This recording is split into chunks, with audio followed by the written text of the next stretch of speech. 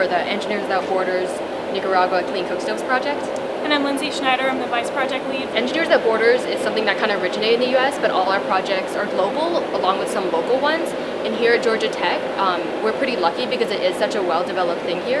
We have 4 different projects going on, and they're going to start a 5th one this fall. So there's lots of different types. The ones that we have at Georgia Tech are our Clean Cookstoves project, which falls under energy. The Jamaica one and the Uganda one are both water, and Wish for Wash is sanitary toilets. And our new project in the fall will be more structural. Yeah. A bridge or a school, we're not sure exactly what it is yet. Based on the location and needs of the different communities, normally like the communities apply, schools connect to them, and Engineers Without Borders connects them.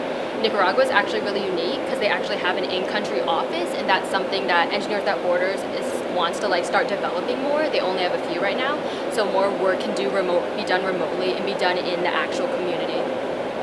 So here is one of the more recent ones with design, but the stove we're actually implementing in our community is a stove that's built in the country called an Ecofogone stove. The company Prolenia manufactures a bunch of different stove models, and we are implementing the Ecofogone Angelica model.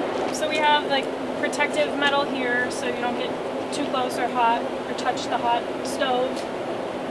And the chimney that's not here right now, but it's a main feature that helps with all the emissions in the stove. Today we'll be just testing it, just having it open, because that is how they do it. We can pretend this is like a 3-stone fire because the most thing is like all the emissions are coming out.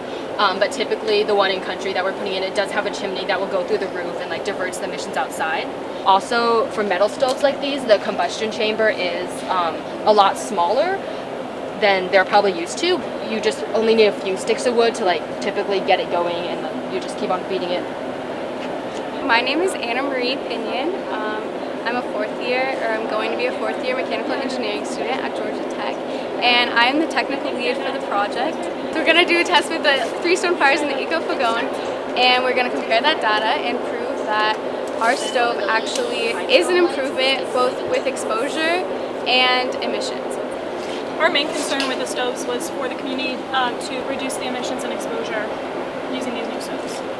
So we definitely had to look into like what the community wanted, and safety was big, emissions was big, and we do have to consider things like just the overall look and the likability, since it's really hard to change people's habits once they're so used to something. We have developed many models, but like our favorite one has definitely been something that's made out of sheet metal. So that's like our most recent thing, and it's all been like hand built by students in our club. We do it in like the invention studio, and then we just also like work on it out here. Our trip is going to be an implementation trip, and so we have to perform tests before we go down there to show that our stove actually has done improvements already here, so that we are then able to test it in Nicaragua with the same test, the same protocol that we've proven to be valid, and we'll perform it there.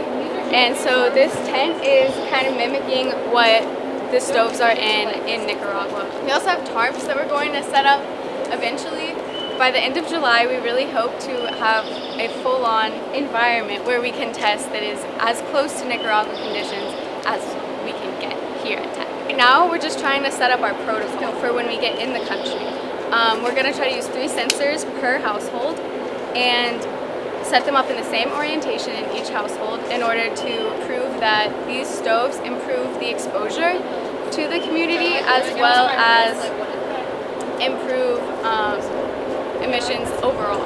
With these sensors, we get both PM 2.5 concentration as well as CO concentration, carbon monoxide.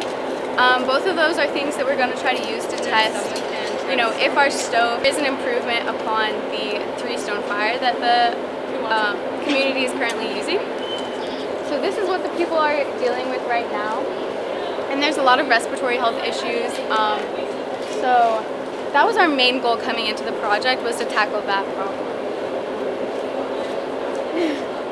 This problem. We thought just testing emissions wouldn't exactly show what a person was exposed to, because the chimney's not on it right now, but the chimney that we built will definitely divert a lot of the smoke from the users. Overall, the feedback has been pretty positive. There are a few issues that the one side of the stove doesn't get as hot, and so some of the families didn't really like that for making tortillas especially. But other than that, they've pretty much taken to the new stoves of the 6 that we've installed. I'd never been to Latin America before, so that was really fun. So it was really nice to get to see it and actually live it and like be engaged with this community engagement, because that will make the project like sustainable in the long run. So that was nice. Our project overall has taken 3 trips. We had one in 2014, one in 2016, and one in January 2018. I went on the January one along with our former project lead, vice president, and communications lead. We flew into Managua, which is the capital of Nicaragua, and we purchased 6 of the Ecofogon stoves from Prolena, and they taught us how to use them, and then we installed them in 6 houses that our NGO chose to run as like a trial. So that was really nice, getting to put in like 6 immediately, so now we're like monitoring them over time. So I joined Engineers Without Borders this past fall. I'm a civil engineering major, and so a dream job of mine would be to go and implement new infrastructure in developing countries. So I was really drawn to Engineers Without Borders because that's something that I would love to do with my life. I don't know if I'll get to, but at least in this club, I can help real communities with their needs. And so anyone can really join Engineers Without Borders. You don't have to be an engineering major. We get people for helping with our finances and fundraising for us, and anybody that wants to just have a taste of engineering and helping real communities. Throughout high school, I've always been interested in more like sustainability stuff. I was born in China, so I've been really interested in any type of global work. So I knew I definitely wanted to join some sort of project-based club that applies real-world skills to like social good, like the whole engineering for social good concept. So I kind of knew this, I was looking for a club like this, so it was pretty easy to like find them. So we have an application that comes out in fall, pretty much like first, second week of school in August, and then we also have a spring round, and like right when we get back in January we have an application. The best way to find it is on our website. If you just type GTEWB, then it will pop up, and our application will put there, and it will go up in August, and then January, and then we are typically at the fall club fairs.